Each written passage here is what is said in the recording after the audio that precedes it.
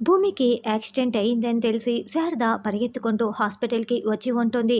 ఇక భూమికి ట్రీట్మెంట్ చేస్తూ ఉంటే శారద శివ ఐసీయూ అద్దంలో నుంచి చూస్తూ శారదైతే గుండెలు పగిలేలా ఏడుస్తూ ఉంటే శివ అంతకు మించి ఏడుస్తూ ఉంటాడు. డాక్టర్ బయటికి రాగానే డాక్టర్ గారు ఇప్పుడు మా భూమికి ఎలా ఉంది అని శారద ఏడుస్తూ ప్రశ్నిస్తూ ఉంటుంది. రక్తం చాలా ఎక్కువగా పోయింది కాబట్టి ఆ అమ్మాయి అన్‌కాన్షియస్‌లో ఉంది. ఇప్పుడిప్పుడే స్పృహలోకి వస్తుందన్న గ్యారంటీ కూడా ఇవ్వలేము. ఎందుకంటే అంత రక్తం పోయింది. ఆ అమ్మాయి కోమాలోకి పోయే అవకాశం కూడా ఉంది. మేము ట్రీట్మెంట్ మాత్రమే చేయగలము. మిగతా అంతా ఆ దేవుడిపై మీరు భారం వేయాల్సిందే అని డాక్టర్ చెప్తుంది. దాంతో భూమి, శివ మరింత ఏడుస్తూ ఉంటారు.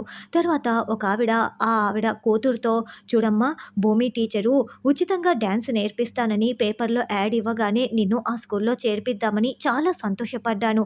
ఇప్పుడు భూమి టీచర్‌కేమో ఇలా జరిగింది. ఆవిడ చావుతో పోరాడుతుంది అని ఆవిడ బాధపడుతూ ఉంటే భూమి టీచర్‌కి ఏమీ కాదమ్మా, భూమి టీచర్‌ని నేను బతికించుకుంటానమ్మా అని ఆ అమ్మాయి నాట్యం చేస్తూ ఉంటుంది. అలా హాస్పిటల్‌లోనే నాట్యం చేస్తూ ఉండటంతో గగన్ కూడా అక్కడే ఉండి చూస్తూ ఉంటాడు.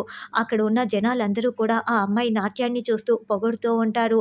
ఆ భూమి టీచర్ కోలుకోవాలని ఆ అమ్మాయి చూడు నాట్యం ఎంత బాగా చేస్తోందో అని ఒక పెద్దాయన వాళ్ళ భార్యతో చెప్తూ ఉంటే గగన్ ఇదంతా వింటూ ఉంటాడు. భూమి కోసం గగన్ కూడా వెలువెల్లాడిపోతూ ఉంటాడు.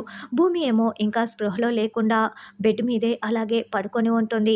మరి అంతమందికి మంచి జరుగుతుంది కాబట్టి భూమితో కలిపి డ్యాన్స్ అకాడమీ మొదలు పెడతాను అని భూమి కోలుకున్న తర్వాత గగన్ మాట ఇవ్వనున్నాడా? మరి వీళ్ళిద్దరి పెళ్లి ఎలా జరుగుతుంది అన్నది రానున్న ఎపిసోడ్‌లో తెలుసుకుందాం.